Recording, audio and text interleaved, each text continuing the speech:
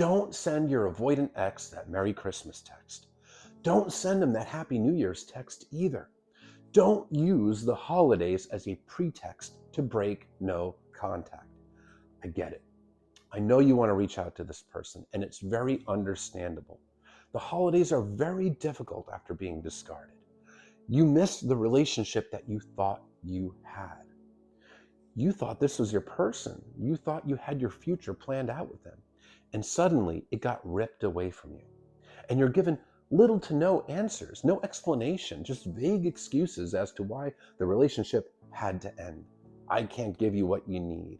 I'm just not ready for a relationship. I need time and space to work on myself. Work is too busy. Right person, wrong time. Things along those lines. Answers that don't make sense, and the more you press for answers, the more they faded off into oblivion. And your heart is hurting, and you want to reach out. You want to get through to this person. But breaking no contact and using the holidays as an excuse is very unlikely to give you the result that you want. Actually, it's likely to do the opposite. First, you're likely to just rip open that wound and make the pain more fresh all over again. Number two, you're likely to enable this person and actually send them the message that what they did is okay and that you're an available option to them. And that it's okay to just blindside somebody. It's okay to discard you. And you're always going to be there pining away for them. And number three, it's likely to push them away further. The avoidant is a person that is deactivated. When they get triggered, when their fears are triggered, when their attachment wounds get poked at, what they've learned to do is to shut down, to take their feelings for their partner, bury them, suppress them, block off their own access to their feelings. That's how they've learned to stay safe. And it all stems from childhood emotional neglect. When they grew up in households where you don't talk about feelings and they weren't shown the love and nurturing in the way that they needed as children. They grew up to personalize this, to feel that vulnerability is unsafe, emotional closeness is unsafe, and they have this deep wound of shame. Shame being the feeling like there's something wrong with me, I'm defective, I'm not lovable. So they create these walls that they put up and they keep their partner on the other side of the wall. Even when you think that you're on the inside, you're on the outside, because the avoidant has this fear in their unconscious mind. If I let down my wall, my partner will figure out that I'm defective and they'll reject and abandon me. So you did have a great relationship with them.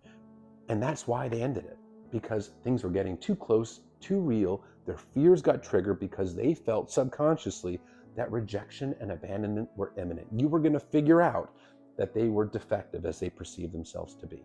It's not that they are defective, but they believe that they are.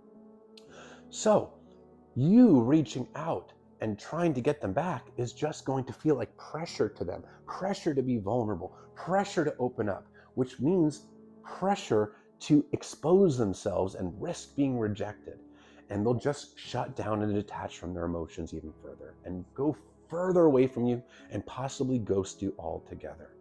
It's very unlikely that they're going to re-engage in the relationship and suddenly start working on themselves because you sent that text to them. It's quite the opposite. And it can be very, very painful when they give you a cold response or none at all. Now, first and foremost, no contact is about your healing.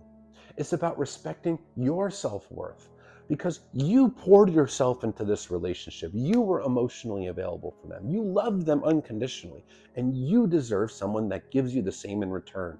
You don't deserve to be treated as an option. And by going into no contact and staying in no contact, that's the message you're sending to the avoidant and yourself, that you are not an option and you deserve better than being discarded, because you would never do that to somebody else.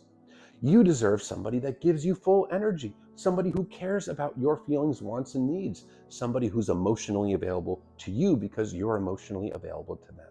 And you're sending yourself the message that you won't chase somebody who doesn't want to be caught. You're sending yourself the message that you don't have to beg to be loved, that you deserve somebody who will love you without you having to beg and plead for it. But when you break no contact, you're unintentionally sending yourself the message that it's okay to beg for love, that you have to earn the affection from this person, that you have to prove this to this person that you are lovable and the relationship is worthwhile. It's a very anxious message to send yourself. And you are also unintentionally sending yourself the message that it's okay to be treated as an option. But you're not an option. You didn't treat them as an option. So don't unintentionally treat yourself as an option. No, you deserve to be prioritized. If the avoidant reaches out to you and says Merry Christmas, sure, say Merry Christmas back.